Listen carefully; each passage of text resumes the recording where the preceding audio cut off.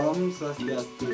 Perkenalkan, nama saya Gede Putra Angga Sriwidina, NIM 20013111128. Kali ini saya akan menjelaskan tentang organ reproduksi ayam jantan dan ayam betina. Nah, di sini ada organ reproduksi pada ayam jantan. Yang pertama adalah testis. Testis merupakan organ reproduksi jantan yang terdiri dari tubulus seminiferus yang fungsinya untuk menghasilkan sperma dan merupakan jaringan interstisial berupa seledik yang fungsinya untuk menghasilkan hormon androgen, steroid, dan juga testosteron. Testis ayam bentuknya seperti biji buncis dan berwarna putih krem. Di bawah testis terdapat sepasang epididymis. Nah, fungsi epididymis adalah sebagai jalannya cairan sperma ke arah kaudal menuju vas deferens. Selanjutnya ada ductus deferens.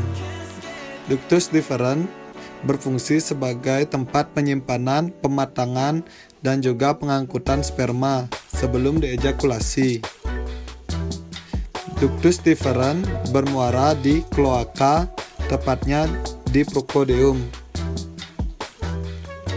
Ductus deferens dibagi menjadi dua bagian, yaitu bagian atas dan juga bagian bawah.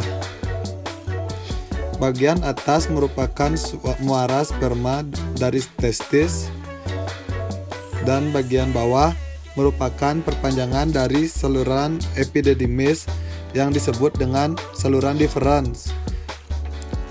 Vas deferens jumlahnya sepasang dan fungsinya untuk hubungkan epididymis dengan penis untuk menyalurkan sperma. Alat kopulasi pada ayam akan mengalami rudimenter atau tidak berkembang atau yang biasa disebut dengan papile. Papile ini fungsinya untuk melakukan penetrasi ke ayam betina dan memproduksi cairan transparan yang bercampur dengan sperma saat terjadinya populasi. Papile ini biasa juga disebut dengan penis pada ayam jantan. Dan yang terakhir adalah alat untuk mengeluarkan sperma atau lubang anus yang biasa juga disebut dengan kloaka. Nah, selanjutnya merupakan organ reproduksi pada betina. Organ reproduksi pada betina itu dibagi menjadi dua. Yang pertama adalah primer atau ovarium dan yang kedua adalah sekunder atau oviduk. Nah, ovarium itu disebut juga dengan kantong telur, merupakan tempat produksi, perkembangan, dan pemasakan sel telur atau ovum. Bentuknya itu seperti buah anggur dan terletak pada rongga perut berdekatan dengan ginjal sebelah kiri dan digantung dengan ligamentum mesovarium, dan di dalam ovarium ini juga terdapat folikel yang terbentuk yang merupakan awal mula dari kuning telur. Ia akan membesar semakin lama dan berbentuk seperti bola. Nah, selanjutnya ini adalah oviduk. Oviduk itu merupakan serangkaian saluran panjang dalam reproduksi yang fungsinya itu adalah untuk menghubungkan ovarium dengan vagina. Oviduk ini nantinya terdiri menjadi 6 bagian. Yang pertama ada infundibulum. Nah, ini dia infundibulum. Fungsinya itu adalah sebagai fertilisasi atau tempat pembuahan.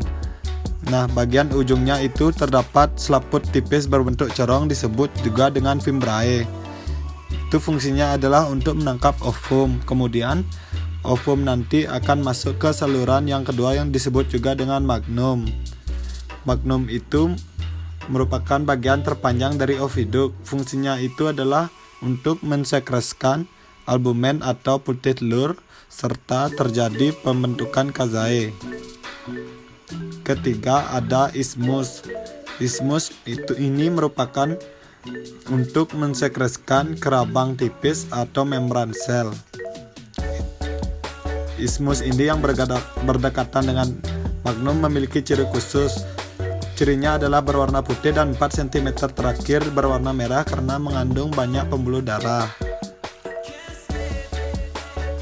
Lalu di sini ada uterus. Uterus itu dia bagian oviduk yang berfungsi untuk membentuk kerabang atau cangkang telur. Dan yang paling akhir adalah vagina, yang merupakan bagian oviduk yang paling belakang dan diakhiri dengan adanya kloaka. Vagina ini sendiri fungsinya adalah tempat untuk menyimpan spermatozoa, dan kloaka ini adalah saluran terakhir yang berfungsi untuk mengeluarkan urin, feses, dan juga untuk mengeluarkan telur. Baik, sekian penjelasan dari saya. Bila ada salah-salah kata mohon dimaafkan. Saya tutup dengan Parama Santi. Om Santi Santi Santi Om.